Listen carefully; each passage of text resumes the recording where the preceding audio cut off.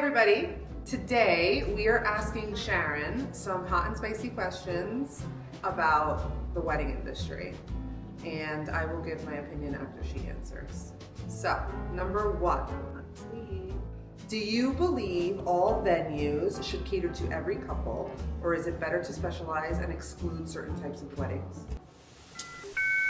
So, yes, I think you should specialize. I don't know if you should exclude. I think that when you specialize, you're going to attract people that I don't resonate. have to worry about the word exclude. No one's gonna get mad. With you. I think they understand. But okay, so the answer is yes. I think that you should absolutely specialize so that the message is clear, like of what you do, and that you're attracting the people that are going to like vibe with you, your vibe. I agree. Also, like my answer is like you should niche, right? A wedding venue can't be good at everything. Right, exactly. And you can't, like Ron Swanson says in Parks and Rec, don't half-ass two things, whole-ass one thing.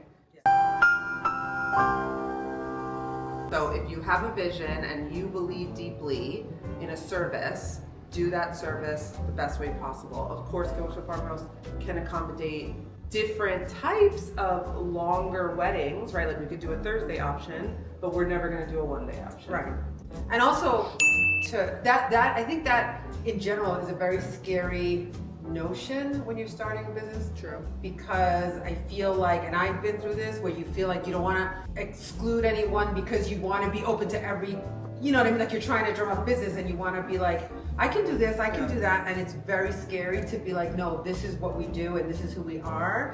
But I think as we have grown, it is very evident that the more you are in tune with who you are, the better the experience, the better the message and the better the experience for your clients. Yeah, and also just like if I was telling my friend, like, no, don't go to a place that says they could do everything. Go somewhere that is a specific thing that you're looking for because they know how to do that well, versus trying to accommodate to do something different, or like maybe giving all the services and not being able to do it to a high standard. Okay. Next question. What's your guilty pleasure in the wedding industry? Something you know is a little extra, but you secretly love, like a service. Like if you were going to add something to your wedding. Oh, Do you want me to go first? yeah. I think the most outrageous thing you can do are those. They're not champagne walls. Well, they are champagne walls, but the hand comes out. Oh, yeah. I'm sure that costs millions of dollars. I think it's worth it. I think it's so extra, and I love it.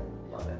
I think that like entertainment, I am so big on entertainment. So I think the entertainment I would like go all out on because like when we were talking about for your wedding, like, having like disco head people, dancing with everybody, or like people live entertainers. Live entertainers like on a little stand welcoming people in, like just all of those like entertainment me too. aspects. I think really just is like so worth it. Which is also kind of like the same thing with the champagne wall, right? Like that is you need a body to It's just experiences, right? That's what entertainment is, and I think all those adding experiences / entertainment to me is like worth every penny. Yeah, I'm such a party person. I don't know, my whole thing is about the party favors. No, over that. Okay, I have a great music, right? new question for you that I didn't write down.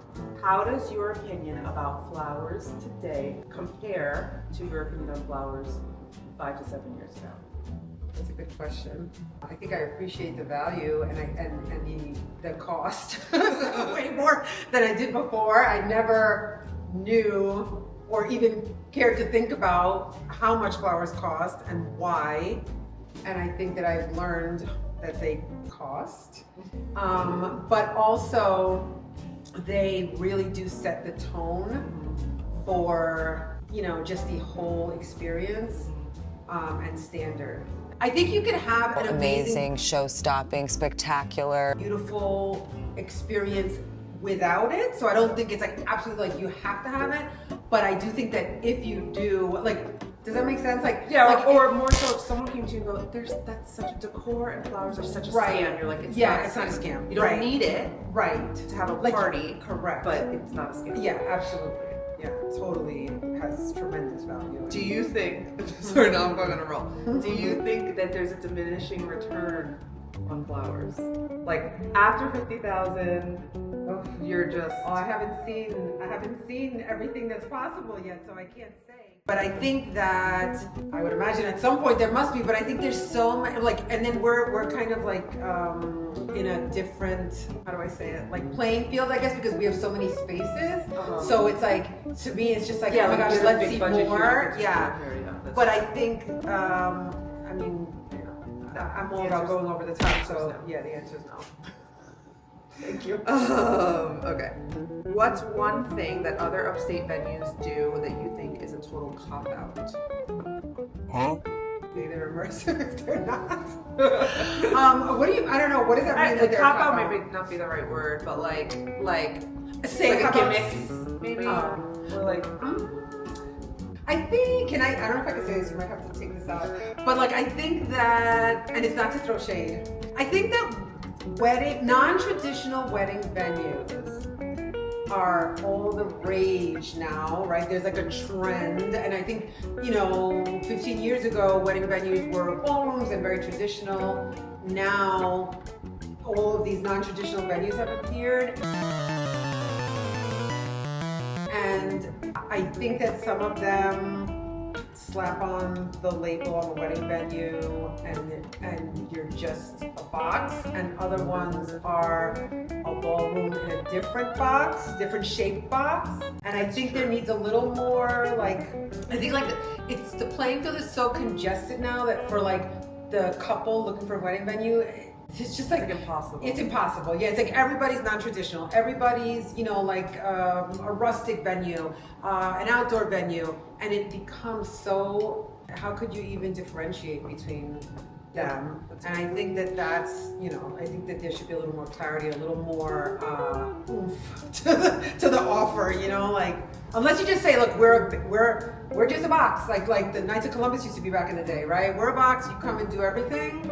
I think it should be clearer. I think to that point, you have to be very honest with yourself about getting help in those situations. Like I have a friend who wants to, she's like, I'm just gonna have a camp, like I'm literally gonna rent a campground and have a wedding. And my heart started to like palpitate. And I'm like, you need a planner, you need like help, infrastructure. Like there are things that a campground cannot do, and you might end up spending more trying to build that campground into a wedding venue than just going with a wedding venue. Yeah, and for the professionals, they're not being clear, right? Like the professional is the one who's supposed to know, and unfortunately, that's the part that's like what you said. It's like, what was your first question?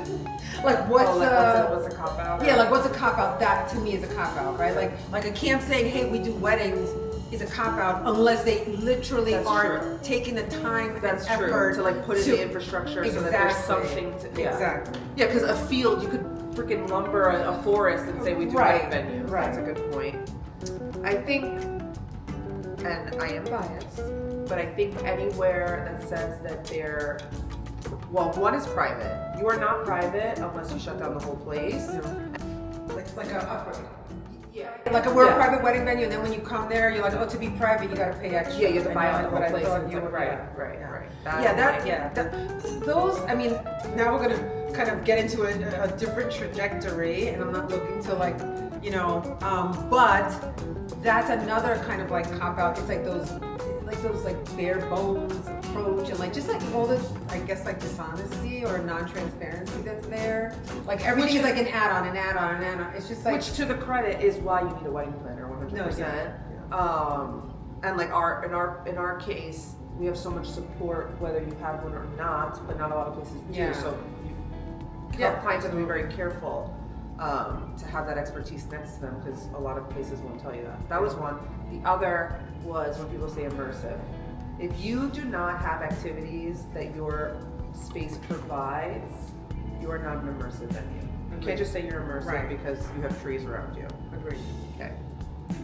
For that matter, when we lived in Queens, we should have turned our house into a wedding venue and said it's immersive, because you could hear the fire, the traffic.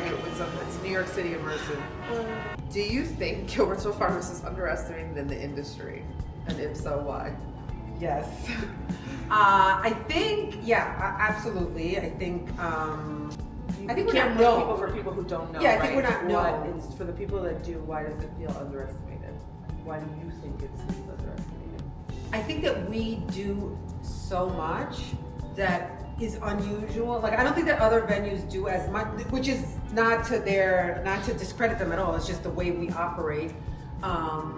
That I think that it's hard to kind of digest everything that we do, and so it's hard for people to understand the value of that. I think. That's true.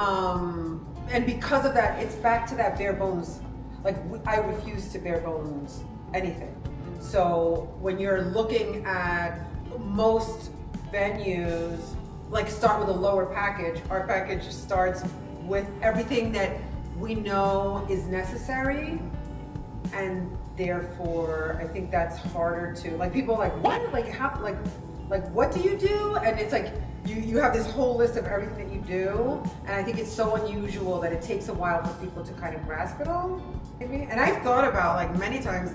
I thought about simplifying things and like doing like an entry level package, and then I just feel like it's so like it's a cop out. That's how I feel. Like I feel like that's a cop out because I know what everybody's gonna need, and what's the point of giving you a lower price if I know that you're gonna go up anyway. Like Right. it doesn't make sense to me. So I don't know. Maybe that's why. What's your honest opinion on bridezillas? Do they really exist or are they misunderstood? I say 95% are misunderstood. Most of those, I think there's two probably big reasons for a bridezilla. One is because the industry is not as transparent as it should be, and I think that once reality and what you were told meet, it causes just an explosion of reaction and emotion. And so everybody's like questioning the couple, and didn't you know this, and why did you ask this, and then they're defending like, how was I supposed to know? I thought I understood it, and there's just so much that comes with all that, and I think that that's the number one stressor. And then the other thing is I think family.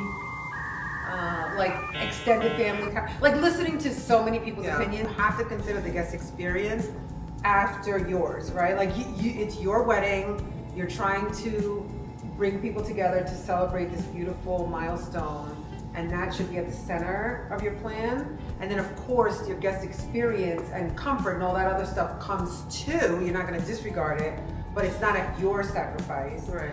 And I think that when people ask extended family, like, why are you going so far? Why is it so close? Why are you doing it in a ballroom? Why are you going to a farm? Why are you and that I think is like so stressful. Yeah, and I can't imagine that probably turns around on vendors and other people, parents.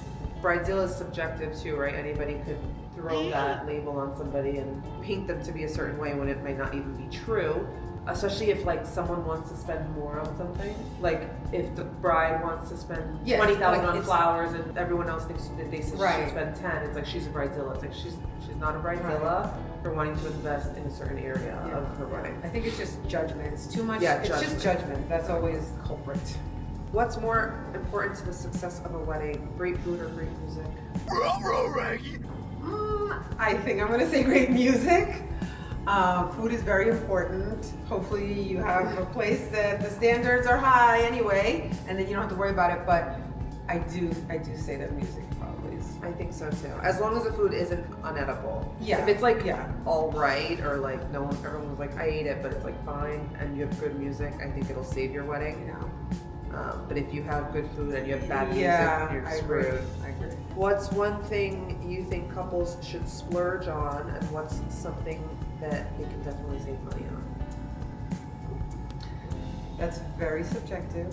I think they should splurge on whatever the F they want because it's their wedding, and I think that they should.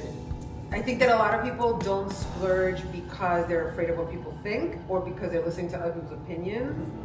And I honestly think that people should splurge wherever they want. That's, to me, that's the true, like, experience being true to yourself. And that's, at the end of the day, what this whole thing is about. I just think that it's personal to everybody, and I just my whole thing all the time. Anytime I What's talk to- one thing you think Sorry. couples should splurge on? Experience? I don't know. That's Does that make sense? Yeah. And then what's the one you think they can save money on? Favors. Yeah. I agree. Should venues have a preferred vendor list, or does that limit a couple's creativity and freedom?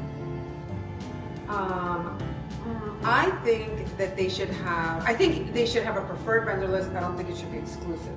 Yeah, because it's like you said, it's impossible. There's so many vendors out there. How are you supposed to find somebody? At least give a starting point. Yeah. The Explore people from there. need. Yeah, couples need to have some type of guidance, right? So your preferred vendor list is kind of saying here, these are vendors that have been here, that are reputable, that do a great job, but you should still have freedom to explore. Yeah.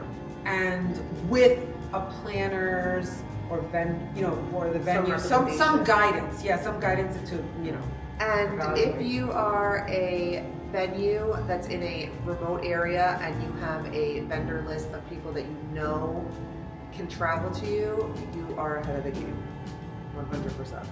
Because that is tough for couples to have to ask, not only are you available, but will you travel to this place? That is very hard. Good point. What's more stressful, organizing a wedding for 200 or trying to plan a family vacation? Probably vacation because, well, in our case, because I don't use guidance. Am I a hero? I really can't say, but yes. I don't know. Vacation. I think so. Okay, and what's one thing couples assume about upstate venues that isn't true for the original farmhouse? That they're not sophisticated and they don't offer like a service as professional as you expect in like New York City.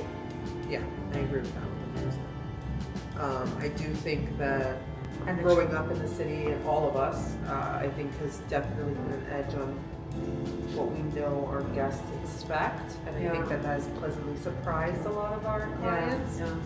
And a lot of people will always say to us, like, "Oh, you're from the city, thank God." Okay, now I feel so much better. Yeah, and I think that the trade-off. I think that people always feel like there's a trade-off to coming. You said to an upstate venue, right? I think that people feel like they like the upstate idea because of like the vibe, the freedom, the outdoorsy, all of that. And I think that people expect a trade-off of professionalism, sophistication, elegant standard, and you don't have that trade-off. So this is Spicy Takes with Sharon. Is that spicy enough? I don't think it was spicy enough. No, we have to get spicier. But We will. but I liked it because as a first round, it was spicy enough. Yeah, I so was a there little will, nervous. there will be more of these. Please follow us on our channel as we try to grow it. We are Gilbertsville Farmhouse. You can follow us on YouTube at Gilbertsville Farmhouse, on Instagram at Gilbertsville Farmhouse, and you can find our website at www.gilbertsvillefarmhouse.com. See you later. How did you feel? Was this easy? Okay, I'm gonna make no murder. I was a little nervous, but it was pretty easy. Okay, good. All right, cool. Thank you.